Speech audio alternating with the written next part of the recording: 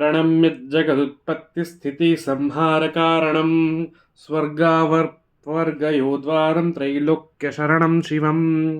समस्त जगत की उत्पत्ति, स्थिति एवं संहार को करने वाले, स्वर्ग एवं अपर को प्रदान करने वाले, त्रैलोक्य के शरणदायक भगवान शिव को प्रणाम कर मैं ग्रंथ की रचना करना आरंभ करता हूँ।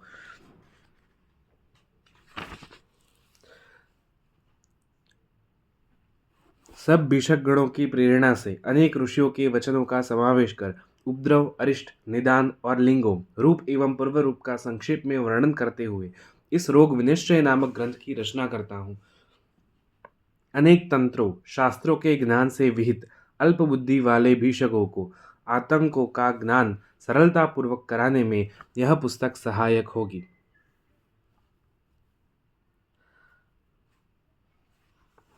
निदान, पूर्वरूप, रूप, उपशय एवं संप्राप्ति व्याधि ज्ञान के 5 उपाय हैं।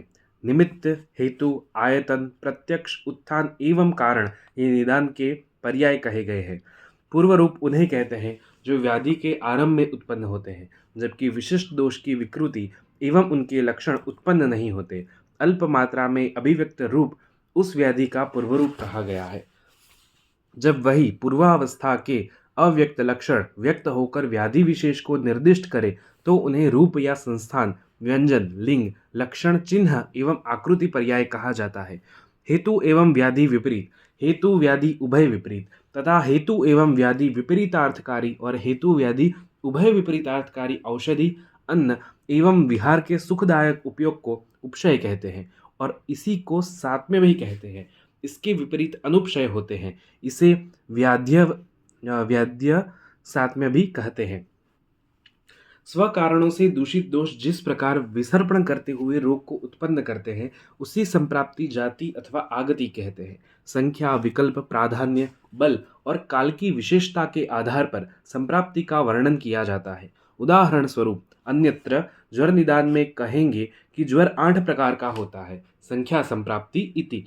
रोगोत्पत्ति में विकृति दोषों की अंशांश कल्पना की विवेचना विकल्प संप्राप्ति के अंतर्गत तथा स्वतंत्र अथवा परतंत्र रूप से दोषों का प्राधान्य अप्राधान्य विवेचन प्राधान्य संप्राप्ति के अंतर्गत किया जाता है। हित्वादि की सबलता या निर्बलता के आधार पर व्याधि की प्रबलता का ज्ञान बल संप्राप्ति और रात्रि दिन ऋतु तथा भोजन के सेवन काल के अनुसार दोष विकृति का ज्ञान काल संप्राप्ति के अंतर्गत किया जाता है। इस प्रकार रोग निदान की सामान्य विधियों का वर्णन किया गया है, जिनका विस्तृत वर्णन आगे किया जाएगा। सभी व्याधियों का हेतु प्रकोपित दोष ही होते हैं और विविध प्रकार के अहित पदार्थों का सेवन दोष के प्रकोप का कारण होता है। कुछ व्याधियां हेतु के समान अन्य व्याधियों को उत्पन्न करती है। उदाहरणार्थ ज्वर के संताप से रक्तपित्त उत्पन्न हो जाता है और रक्तपित्त एवं अथवा ज्वर से शोष उत्पन्न होता है। प्लीहा की वृद्धि से उदर रोग तथा उदर रोग से शोथ की उत्पत्ति होती है। अर्श से उदर रोग तथा गुल्म की उत्पत्ति होती है। प्रतिश्याय से कास और कास से क्षय होता है और यह क्षय शोष नामक रोग का कारण होता है। उपरोक्त रोग प्रारंभ में एक रोग ही रहते हैं, उसके पश्चात रोग बढ़ने पर वे ही दूसरे रोगों का कारण बन जाते हैं। इनमें से कुछ व्याधियां दूसरी व्याधियों को उत्पन्न कर स्वयं शांत हो जाती है। इसके विपरीत कुछ रोग को उत्पन्न करके भी शांत नहीं होती। इस प्रकार रोगी व्याधि सांकर्य से कष्ट साध्य दृष्टिगोचर होता है। इसीलिए चिकित्सा में सफलता की कामना करने वाले भिषक को ज्वरादि रोगों का विनिश्चय पंच निदान आदि के द्वारा भली भांति करना चाहिए। ऐसे श्री माधवकर ने संकलित जो माधव निदान, जिसका पंच निदान लक्षण नामक प्रथम अध्याय समाप्त हुआ। अब ज्वर का निदान। दक्ष द्वारा अपमानित क्रुद्ध रुद्र के निश्वास से उत्पन्न ज्वर पृथक पृथक दोषों से द्वंद्वज, त्रिदोषज तथा आगंतुज भेद से 8 प्रकार का होता है। मिथ्या आहार विहार से प्रकोपित आमाशय में आश्रित वातादि दोष रस का अनुगमन करते हुए कोष्ठाग्नि को बाहर निकालकर ज्वर को उत्पन्न करते हैं। जिस रोग में स्वेदावरोध, संताप एवं सर्वांग में पीड़ा एक साथ उत्पन्न हो उसे ज्वर कहते हैं। थकावट, कार्य में अनिच्छा, विवरणता, मुख का स्वाद खराब होना, आंखों में पानी भरना, शीत वायु और ताप के प्रति कभी इच्छा तथा कभी द्वेष होना, जृंभा, अंगमर्द, गुरुता, रोमहर्ष, अरुचि, अंधकार की प्रतीति होना, मैथुन में अरुचि तथा ठंडक लगना, ज्वर के सामान्य पूर्वरूप होते हैं। वात के कारण अत्यधिक जुरुम्बा, पित्त के कारण आंखों में जलन और कफ के कारण अन्न में अरुचि इन ज्वरों के विशिष्ट पूर्वरूप है। किन्हीं दो विशेष पूर्वरूप मिलने पर द्वंद्वज एवं सभी लक्षणों के होने पर तीनों दोषों के प्रकोपित समझना चाहिए। शरीर में कंप, ज्वर का विषम वेग, कंठ और ओष्ठ का सूखना, निद्रा नाश, छींक न आना, गात्र में रुक्षता, सिर, हृदय और शरीर में पीड़ा, मुख वैरस्य, मल का कठोर होना, शूल, आगमन और जुम्बा ये वातिक ज्वर के लक्षण होते हैं। ज्वर का वेग तीव्र होना, अतिसार, निद्रा की कमी, वमन, कंठ, ओष्ठ, नासा एवं मुख में पाक होना तथा पसीने का आना, प्रलाप, मुख में कड़वापन, मूर्छा, दाह, मद एवं तृष्णा, मल मूत्र एवं नेत्र का पीला होना, भ्रम पैतिक ज्वर के लक्षण है।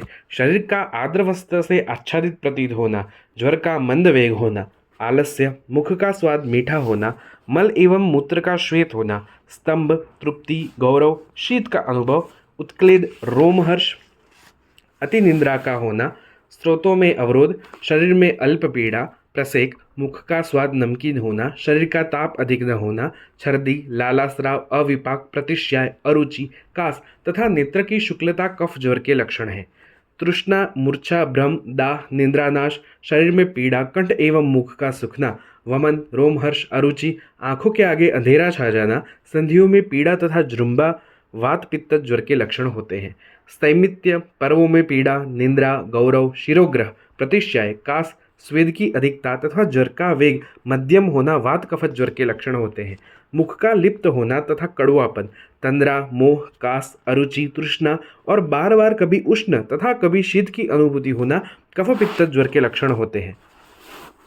क्षण में दाह, क्षण में शीत, अस्थि संधि एवं सिर में वेदना, नेत्रों का स्राव युक्त मलिन, लाल तथा धसे होना, सनसनाहट की ध्वनि के साथ दोनों कानों में पीड़ा, कंठ का यवशुकों से आवृत होना, तंद्रा, मोह, प्रलाप, कास, श्वास, अरुचि, भ्रम, जिह्वा का झुलसी हुई तथा खुरदरी होना, अंगों में बहुत अधिक शिथिलता, रक्तपित्त एवं कफ मिश्रित सेवन, सिर का हिलाने रहना, तृष्णा, निद्रानाश एवं हृदय में पीड़ा, स्वेद, मूत्र एवं पुरुष का देर से तथा अल्प मात्रा में निकलना, शरीर का अत्यधिक कृश न होना, कंठ में निरंतर घुरघुराहट होना, चकते उभर आना, शरीर पर श्याव रक्त वर्ण के दाने निकलना, रोगी का मुख हो जाना, स्रोतसों में पाक हो जाना, उदर में भारीपन तथा दोषों का परिपाक देर में होना सान्निपातिक ज्वर के लक्षण है।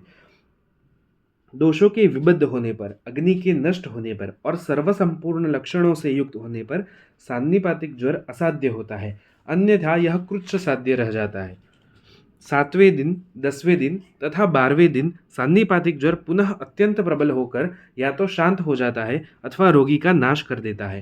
त्रिदोषज ज्वर से मोक्ष या मृत्यु की काल मर्यादा 7, 9 तथा 11 के द्विगुणों 14, 18 और 22 दिनों की है। सान्निपातिक ज्वर के अंत में कर्णमूल में दारुण शोथ हो जाने पर कोई ही रोगी बच पाते हैं। तीनों कुपित दोष उद्वत स्रोतों में अनुगमन करते हुए आम दोष की अत्यधिक वृद्धि के कारण ग्रथित होकर इंद्रिय बुद्धियों एवं मन को प्रभावित कर निश्चय ही अभिन्यासक नामक भयंकर ज्वर को उत्पन्न करते हैं। इससे रोगी कानों से सुनने तथा नेत्र से देखने में असमर्थ हो जाता है तथा कोई भी चेष्टा प्रिय नहीं लगती। उसका नेत्र रूप को ग्रहण करने में असमर्थ हो जाता है तथा घ्राण, स्पर्श एवं शब्द ज्ञान नष्ट हो जाता है। वह सिर को इधर उधर पटकता रहता है तथा उसकी भोजन की अनिच्छा होती है। रोगी कबूतर के सदृश कूजता है, उसके शरीर में चुभन सी पीड़ा होती है, उसे बार बार करवटें बदलने की इच्छा होती है तथा वह कभी कभी थोड़ा सा बोलता है। इसे अभिन्यास ज्वर कहते हैं। इसकी प्रत्यक्ष चिकित्सा करनी चाहिए क्योंकि इससे ग्रसित कोई भी रोगी बच पाए वो मुश्किल ही से है। अभिघातज, अभिचारज, अभिशापज और अभिशंगज से आगंतुक ज्वर होते हैं। इनमें से लक्षणों के आधार पर दोषों की कल्पना करनी चाहिए। विषजन्य ज्वर में मुख का वर्ण श्याव होता है तथा अतिसार, अरुचि, पिपासा, तोद तथा मूर्छा के लक्षण पाए जाते हैं। औषधि वर्ग के गंध से उत्पन्न ज्वर में मूर्छा, शिरशूल, वमन एवं छींके आती है। कामत ज्वर में चित्त विभ्रंश, तंद्रा, आलस्य, भोजन से द्वेष, हृदय में वेदना तथा शरीर का सूखना लक्षण होते हैं। भय अथवा शोक से उत्पन्न ज्वर में, प्रलाप एवं क्रोधजन्य ज्वर में कंपन का बाहुल्य होता है। अभिचार एवं अभिशाप से होने वाले ज्वर में मोह और तृष्णा होती है। भूताभिसंगत ज्वर में उद्वेग, कदाचित हास्य एवं कदाचित रोने की प्रवृत्ति तथा कंपन होता है। काम, शोक एवं भय से वायु तथा क्रोध से पित्त का प्रकोप होता है। भूत के सामान्य लक्षणों के साथ भूताभिसंग तीनों दोष का प्रकोप करता है। विषम ज्वर, ज्वर के छूट जाने पर भी अवशिष्ट अल्प दोष मिथ्या आहार विहार से पुनः प्रकोपित होकर एक या अधिक धातुओं को प्राप्त होकर विषम ज्वर को उत्पन्न करते हैं। संतत तथा सतत ज्वर क्रमशः रस एवं रक्ताश्रित होते हैं एवं अन्य दूषक ज्वर मांसाश्रित होता है। तृतीय ज्वर मेदगत तथा दोषों का अस्थि एवं मज्जागत होने पर अत्यंत ही विनाशकारी और अनेक उपद्रवयुक्त चतुर्थक ज्वर उत्पन्न होता है। जो ज्वर लगातार 7 दिन, 10 दिन अथवा 12 दिन तक बना रहता हो उसे संतत ज्वर कहते हैं। जिस ज्वर के दिन रात में 2 आवेग आते हों उसे सतत ज्वर कहते हैं। दिन में एक बार आवेग आने वाले ज्वर को अन्य द्योषक कहते हैं। तृतीय ज्वर प्रति तीसरे दिन तथा चतुर्थक ज्वर चौथे दिन आता है। कुछ विद्वान विषम ज्वर को भूताभिसंग के कारण उत्पन्न मानते हैं। यह 3 प्रकार का होता है। कफ पित्तजन्य ज्वर प्रथम क्रिक प्रदेश में, वात कफज पृष्ठ प्रदेश में तथा वात पित्त शिर प्रदेश में पीड़ा करके ज्वर की उत्पत्ति करते हैं। चतुर्थक ज्वर का प्रभाव 2 प्रकार का होता है। कफ दोष के बाहुल्य से प्रथम पिंडलियों में तथा वायु में बाहुल्य से शिर में वेदना को उत्पन्न करके तत्पश्चात ज्वर का वेग आता है। चतुर्थक विपर्य ज्वर भी विषम ज्वर का एक प्रकार है। इसमें मध्य में 2 दिन ज्वर आता है तथा इसके आदि और अंत के दिनों में ज्वर नहीं रहता है। वात बलासक ज्वर में पीड़ित रोगी में नित्य मंद ज्वर रहता है तथा त्वचा शुष्क रहती है और शोथ एवं अवसाद के साथ रोगी के अंगों में जकड़ाहट होती है। यह कफ दोष के बाहुल्य से होता है। जब रोगी का शरीर स्वेद से लिप्त हुआ प्रतीत हो, शरीर में भारीपन रहता है तथा शीत युक्त मंद मंद ज्वर बना रहता है तो उसे प्रलेपक ज्वर कहते हैं। आहार रस के विदग्ध होने से तथा दूषित कफ और पित्त के एक भाग में स्थित होने पर शरीर का आधा भाग शीतल तथा आधा भाग उष्ण हो जाता है। जब शरीर के कोष्ठ भाग में दुष्ट पीत तथा हस्त एवं पाद में दुष्ट कफ क्रमशः स्थित हो जाते हैं तो शरीर उष्ण रहता है परंतु हस्त एवं पाद शीतल रहते हैं। इसके विपरीत जब कोष्ठ में दुष्ट कफ तथा हस्त एवं पाद में दुष्ट पित्त स्थित होते हैं तो शरीर शीतल रहता है और हाथ तथा पैर उष्ण रहते हैं। जब प्रकोपित कफ और वायु त्वचा में होते हैं तो ज्वर के प्रारंभ में शीतलता होती है और उनके शांत होने पर पित्त के कारण शरीर में दाह होता है। जब प्रकोपित पित्त त्वचा में रहता है तो प्रारंभ में यह दाह उत्पन्न करता है तथा इसके शमन होने पर शेष 2 दोषों से ठंडक होती है। दोनों प्रकार के ज्वर जो दाह युक्त या शीत युक्त होते हैं वे 2 दोषों के मिश्रण से होते हैं। जो ज्वर दाह के साथ उत्पन्न होता है वह कष्टदायक एवं कुष्ठ साध्य होता है। ज्वर जब रस धातु में स्थित होता है तो शरीर में गुरुता, हृदय में पीड़ा, भारीपन, वमन, अरुचि तथा दैन्य ये लक्षण पाए जाते हैं। जब ज्वर रक्त धातु में आश्रित रहता है तो रक्त निष्ठीवन, दाह, मोह, छर्दी, विभ्रम, प्रलाप, शरीर में पीड़िकाओं का होना तथा तृष्णा ये लक्षण पाए जाते हैं। पिंडलियों में ऐंठन, तृष्णा, मलमूत्र की प्रवृत्ति, उष्मा, अंतर्दाह, विक्षेप और ग्लानि मांसगत ज्वर के लक्षण होते हैं। स्वेद का अधिक आना, अत्यधिक तृष्णा, मूर्छा, प्रलाप, वमन, दुर्गंध, अरुचि, ग्लानि और असहिष्णुता मेदोगत ज्वर के लक्षण है। भेदनवत पीड़ा, कूजन, श्वास, विरेचन, वमन तथा शरीर में विक्षेपण अस्थिगत ज्वर के लक्षण है। तमह प्रवेश, हिक्का, कास, ठंडक, वमन, अंतर्दाह, महाश्वास तथा मर्म स्थानों में भेदनवत पीड़ा, छेदनवत पीड़ा मज्जागत ज्वर के लक्षण है। शुक्र एवं शुक्र स्थान में स्थित ज्वर में रोगी का शिश्न स्तब्ध हो जाता है तथा निरंतर शुक्र निकलते रहता है और रोगी की मृत्यु हो सकती है। रस, रक्त, मांस और मेद में स्थित ज्वर साध्य तथा अस्थि एवं मज्जा में होने वाले कृच्छ साध्य और शुक्राश्रित ज्वर असाध्य होते हैं।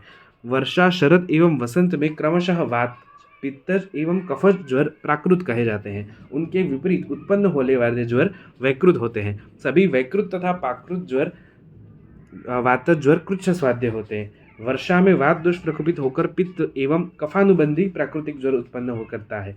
शरद में पित्त ज्वर कफानुबंध होता है। प्रकृति के अनुसार दोष प्रकोप का विसर्ग काल के होने से इसमें अनशन करने में कोई भय नहीं रहता है। वसंत ऋतु में श्लेष्मावात और पित्तानुबंधी ज्वर उत्पन्न करता है। दोष प्रकोपत ऋतु के अनुसार सभी ज्वर को प्रवृत्ति या वृद्धि होती है। निदान में वर्णित सभी कारण रोगी के प्रतिकूल अनुपशय होते हैं तथा इसके विपरीत अनुकूल उपशय होते हैं। अंतर्दाह, अत्याधिक प्यास, प्रलाप, तीव्र श्वास, भ्रम, संधि एवं अस्थि में शूल, पसीने का न आना और दोष तथा मल का अवरोध अंतर्वेग ज्वर के लक्षण होते हैं। बाह्य ताप की अधिकता, तृष्णा आदि लक्षणों की अल्पता होना बहिर्वेग ज्वर के लक्षण होते हैं। यह सुख साध्य होता है। लाला प्रसेक की अधिकता, रलास, हृदय भाग, वक्ष में पूर्णता, अरुचि, तंद्रा, आलस्य, अविपाक, मुख में विरसता, शरीर में भारीपन, क्षुधानाश, बार बार मूत्र त्याग की प्रवृत्ति, स्तब्धा एवं ज्वर की तीव्रता आमद ज्वर के लक्षण होते हैं। इस अवस्था में भेषज का प्रयोग नहीं करना चाहिए, क्योंकि औषधि के सेवन से आम दोष से उत्पन्न ज्वर और भी तीव्र हो जाते हैं। पुनश्च शोधन तथा शमन करने वाली चिकित्सा देने से आम ज्वर विषम ज्वर में परिणित हो सकता है। ज्वर का वेग तीव्र होना, तृष्णा, प्रलाप, श्वास, भ्रम, मलों की प्रवृत्ति एवं उत्क्लेश पच्यमान ज्वर के लक्षण है। क्षुधा का लौटना, दुर्बलता और मलों की प्रवृत्ति होना निराम ज्वर के लक्षण होते हैं। यह अवस्था प्रायः 8वें दिन तक आ जाती है। बलवान रोगियों में यदि दोष अल्प हो और कोई उपद्रव न हुआ हो तो ज्वर साध्य होता है। जो ज्वर अनेक एवं बलवान कारणों से उत्पन्न हो, अनेक लक्षणों से युक्त हो एवं शीघ्र ही इंद्रियों का नष्ट कर देने वाला हो, वह प्राण घातक होता है। क्षीण तथा शोथयुक्त रोगी का बढ़ा हुआ ज्वर तथा गंभीर एवं दीर्घ काल तक रहने वाला ज्वर, इसमें बालों में मांग निकल आवे, असाध्य होता है। अंतर्दाह, तृष्णा, मल एवं वायु का अवरोध तथा कास एवं श्वास की अधिकता युक्त ज्वर को गंभीर ज्वर समझना चाहिए। आरंभ से ही गंभीर ज्वर यदि विषम स्वरूप का हो तथा दीर्घकालिक हो तो क्षीण एवं अतिरुक्ष शरीर वाले रोगी का नाश कर देता है। जो रोगी विह्वल होकर संज्ञाहीन हो जाए और उसी अवस्था में पड़ा रहे या पुनः उठने की शक्ति न हो तथा बाहर शीत से पीड़ित हो व अंदर उष्णता हो, तो वह भी ज्वर से मृत्यु को प्राप्त होता है। जिस ज्वर में रोगी के रोम खड़े हो, नेत्र रक्ताभ हो, हृदय में संघातवत तीव्र वेदना हो तथा जो मुख से ऊर्ध्व श्वास ले रहा हो, तो वह भी ज्वर से मृत्यु को प्राप्त होता है। हिक्का, श्वास, तृष्णा तथा संज्ञानाश से युक्त विक्षिप्त नेत्र वाले और निरंतर उच्छ्वास ले रहे क्षीण रोगी की ज्वर से मृत्यु हो जाती है, जिसकी कांति एवं इंद्रिय शक्ति नष्ट हो गई हो। जो क्षीण और अरोचक तथा गंभीर एवं तीक्ष्ण वेग वाले ज्वर से पीड़ित हो, तो वह भी असाध्य है। दाह, स्वेद, भ्रम, तृष्णा, कंप, विड़भेद, संज्ञानाश एवं कूजन ज्वर मोक्ष के पूर्व लक्षण है। स्वेद का आना, शरीर में लघुता, सिर में कंडू, मुखपाक, क्षवतु तथा भूख लगना ज्वर मुक्ति के लक्षण है। अब श्री माधव द्वारा संकलित माधव निदान का ज्वर निदान नामक द्वितीय अध्याय समाप्त। अतिसार निदान तृतीय अध्याय। गुरु अति स्निग्ध या अति रुक्ष, अति उष्ण या अति शीत तथा अति द्रव या अति स्थूल पदार्थों के सेवन से, विरुद्ध भोजन, अद्यशन, अनपच तथा विषम भोजन करने से, स्नेहादि पूर्वकम एवं पंचकर्म के अति या मिथ्या योग से, विष, भय, शोक आदि से, अशुद्ध जल एवं मद्य के अत्यधिक सेवन से, असात्म्य एवं ऋतु विपर्यय से, जल में अति विचरण करने से, अधारणीय वेगों के धारण करने से तथा कृमि दोष से मनुष्य अतिसार रोग से ग्रसित होता है। अब इसके लक्षण का वर्णन करते हैं। प्रबुद्ध जलीय धातु अग्नि को मंद करके मल से मिश्रित होकर वायु के द्वारा प्रेरित अधोमार्ग से अत्यधिक मात्रा में बाहर निकलता है। इस दारुण व्याधि को अतिसार कहते हैं। यह एक दोषों से 3, वातिक, पैतिक तथा श्लेष्मिक सभी दोषों से 1, सन्निपातिक और 1 शोक से तथा 6वां आम से उत्पन्न होता है। हृदय, नाभि, गुद, उदर एवं कुक्षी में सुई चुभने जैसी पीड़ा, शरीर में आलस्य, अपान वायु एवं मल का अवरुद्ध हो जाना, आधमान तथा अपच अतिसार के पूर्व रूप है। वातिक अतिसार का रोगी लाल वर्ण का, झागयुक्त, रुक्ष और थोड़ी थोड़ी मात्रा में बार बार वेदना एवं शब्द के साथ आम मल त्याग करता है। पैतिक अतिसार में पित्त के कारण मल पीला, नीला या रक्त वर्ण का होता है। इसमें प्यास, मूर्छा, दाह एवं गुदपाक भी होते हैं। इसमें मल श्वेत, गाढ़ा, शीत, दुर्गंध युक्त और कफ से मिला हुआ होता है। रोगी को मल त्याग के समय शरीर में रोमहर्ष भी होता है। सन्निपातिक अतिसार में शूकर की वसा एवं मांस के धोवन समान मल होता है एवं इसमें सभी दोषों के लक्षण होते हैं। यह कृच्छ साध्य होता है। बंधु वियोग, धन नाश आदि विभिन्न कारणों से चिंता करते हुए अल्प भोजन करने वाले मनुष्य में अति बाष्प त्याग से उत्पन्न उष्मा कोष्ठ में जाकर कोष्ठाग्नि से मिलकर रक्त को क्षोभित करती है। फलस्वरूप गुंजा फल के व्रण का रक्त मल युक्त या बिना मल के और गंध युक्त का निर्गंध गुद मार्ग से निकलता है। यह शोक से उत्पन्न शोकज अतिसार दुष्चिकित्स्य होता है। वैद्यों ने इसे कष्ट साध्य कहा है। अन्न के न पचने के कारण प्रकोपित दोष कोष्ठ रक्तादि धातुओं एवं मलों को दूषित करता है, जिससे बार बार अनेक वर्ण का मल शूल के साथ निकलता है। यह छठे प्रकार का अतिसार है। उपरोक्त दोषों के लक्षणों से युक्त मल यदि अत्यंत दुर्गंधित एवं पिच्छल चिकनापन युक्त हो और जल में डालने पर डूब जाए, तब उसे आम मल कहते हैं। तथा जिसमें इसके विपरीत लक्षण हो, विशेष रूप से लघुता पाई जाए, तो उसे पक्व मल समझना चाहिए। जब अतिसार का रोगी पके हुए जामुन के समान, यकृत के टुकड़े के समान पतला, घी, तेल, वसा, मज्जा, वेश्वार मतलब कुट्टिक मांस, दूध, दही एवं मांस के धोवन जल की आभा के समान काला, नीला अथवा लाल रंग का मर्दित अंजन के पिंड के समान कृष्ण रुक्ष स्निग्ध नाना वर्ण या मयूरपिच्छ के समान चंद्रिका युक्त घना शव के समान गंध युक्त मस्तुलुम के समान सुगंधित सड़ा हुआ या अधिक मात्रा में मल त्याग करे तथा रोगी प्यास, दाह, तम, श्वास, हिक्का, पार्श्वशूल, अस्थिशूल, मूर्छा, अरति तथा मोह से पीड़ित हो और जिसकी गुदवलियों में पाक हो एवं जो प्रलाप करता हो, ऐसे अतिसार के रोगी को असाध्य समझकर उसकी चिकित्सा नहीं करनी चाहिए। जिस रोगी की गुदा ढीली पड़ गई हो, क्षीण एवं अतिशय आधमान युक्त हो, उपद्रवों से पीड़ित हो तथा गुदपाक होने पर भी उष्मा न रह गई हो, ऐसे अतिसारग्रस्त रोगी की चिकित्सा नहीं करनी चाहिए। श्वास, शूल एवं पिपासा से पीड़ित, क्षीण और ज्वरग्रस्त विशेषकर वृद्ध मनुष्य को अतिसार नष्ट कर देता है। जिस अतिसार के रोगी में शोथ, शूल, ज्वर, तृष्णा, कास, श्वास, अन्न द्वेष, छर्दी, मूर्छा एवं हिक्का आदि लक्षण दिखाई पड़े, तो असाध्य जानकर उसकी चिकित्सा नहीं करनी चाहिए। पैतृक अतिसारग्रस्त रोगी जब पित्तवर्धक पदार्थों का निरंतर सेवन करता है, तो बहुत ही भयंकर रक्तातिसार की उत्पत्ति होती है। अहित आहार के सेवन करने से वायु प्रकोपित होकर संचित कफ को बाहर निकालने के लिए प्रेरित करता है तथा प्रवाहन कुंथन के साथ अल्प मात्रा में अनेक बार मल के साथ गुदा मार्ग से त्यागता है। इस अवस्था को विद्वान प्रवाहिका कहते हैं। वातजन्य प्रवाहिका में शूल एवं पित्तजन्य में दाह मलताग के समय मुख्य रूप से होता है। श्लेष्मिक में कफ एवं रक्तज में रक्त की अधिकता मल में होती है। ये प्रवाहिकाएं स्नेह एवं वृक्षादि कारणों से उत्पन्न हो सकती हैं। प्रवाहिकाओं को लक्षण आम एवं पक्व के भेद तथा चिकित्सा अतिसार की भांति समझना चाहिए। जो अतिसार का रोगी बिना मल प्रवृत्ति के मूत्र एवं अपाम वायु का त्याग करे तथा जिसकी अग्नि प्रदीप्त हो गई हो और कोष्ठ लघु हो जाए, उसे अतिसार से मुक्त समझना चाहिए। ज्वर एवं अतिसार के पृथक पृथक निदान बताए गए हैं, उन्हीं को मिलाकर ज्वरातिसार का निदान समझना चाहिए। अतः एवं इनका अलग से वर्णन नहीं किया जा सकता। इस प्रकार श्री माधवकर द्वारा संकलित माधव निदान का अतिसार नामक तीसरा अध्याय समाप्त।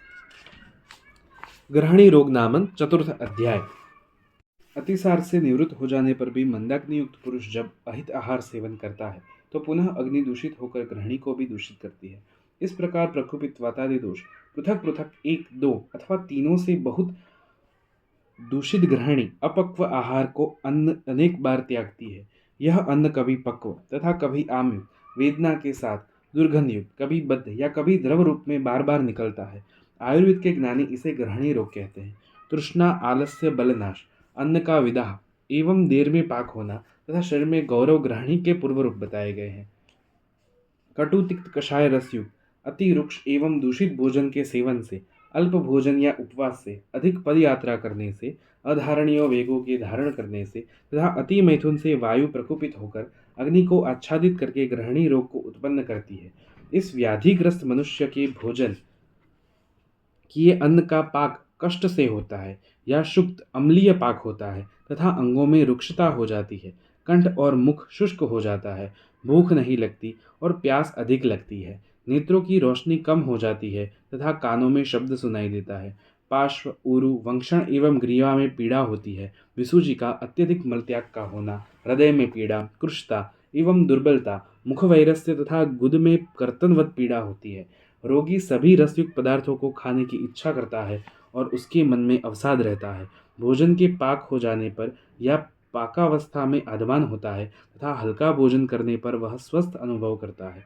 रोगी वातज, गुल्म, हृदरोग तथा प्लीहा विकार की शंका करता रहता है। वह रोगी बहुत काल तक दुख के साथ कभी द्रव, कभी शुष्क, तनु आम युक्त एवं शब्द तथा फेन युक्त मल को बार बार त्यागता है, साथ में कास एवं श्वास से पीड़ित रहता है। इन लक्षणों से युक्त रोगी को वातिक ग्रहणी का रोगी समझना चाहिए। अजीर्ण होने पर भी कटु रस युक्त आहार, विदाही आहार, अम्ल रस, क्षार आदि पित्तवर्धक पदार्थों के सेवन से प्रकुपित पित्त अग्नि को आच्छादित कर इस प्रकार नष्ट कर देता है जैसे उष्ण जल भी अग्नि को बुझा सकती है। इस प्रकार पैत्तिक ग्रहणी से ग्रस्त मनुष्य का वर्ण पीला हो जाता है तथा वह अजीर्ण से पीड़ित होकर नीले और पीले रंग का द्रव रूप मल त्याग करता है और दुर्गंध युक्त अम्लोदगार हृदय एवं कंठ में दाह तथा अरुचि एवं प्यास से अधिक पीड़ित रहता है। गुरु अति स्निग्ध एवं शीतल आदि भोजन के सेवन से, अत्यधिक भोजन करने से तथा भोजन करके तुरंत पश्चात शयन करने से प्रकुपित कफ अग्नि को मंद कर देता है। ऐसे रोगी को खाया हुआ अन्न दुख पूर्वक पचता है और वह रलास, छर्दी एवं अरुचि से पीड़ित रहता है। मुख में चिपचिपाहट एवं मिठास का अनुभव होता है। कास, स्टीवन तथा पीनस से वह व्यक्ति पीड़ित रहता है। उसे अपना हृदय प्रदेश बढ़ा हुआ लगता है, उदर स्तिमित जकड़ा हुआ और गुरु भारी हो जाता है। दूषित मधुर डकार, अंगों में भारीपन तथा स्त्री प्रसंग की प्रति अनिच्छा होती है। उसका मल भिन्न, पतला, आम एवं श्लेष्मा युक्त व गुरु भारी होता है। रोगी कृश न होते हुए भी दुर्बलता एवं आलस्य का अनुभव करता है। इन लक्षणों को श्लेष्मिक ग्रहणी का लक्षण समझना चाहिए। यदि वातिक, पैतिक एवं श्लेष्मिक ग्रहणी के पृथक पृथक वर्णित हेतु एवं लक्षण साथ साथ पाए जाएं तो उसे त्रिदोषज ग्रहणी समझना चाहिए। अब आगे इनकी चिकित्सा बताएंगे। आंत्रकूजन, आलस्य, दुर्बलता, अंगों में अवसाद, कटी में पीड़ा के साथ रोगी द्रवरूप शीत तथा गाढ़ा, स्निग्ध, आम एवं पिच्छिलता युक्त शब्द एवं मंद वेदना के साथ मल का त्याग करता है।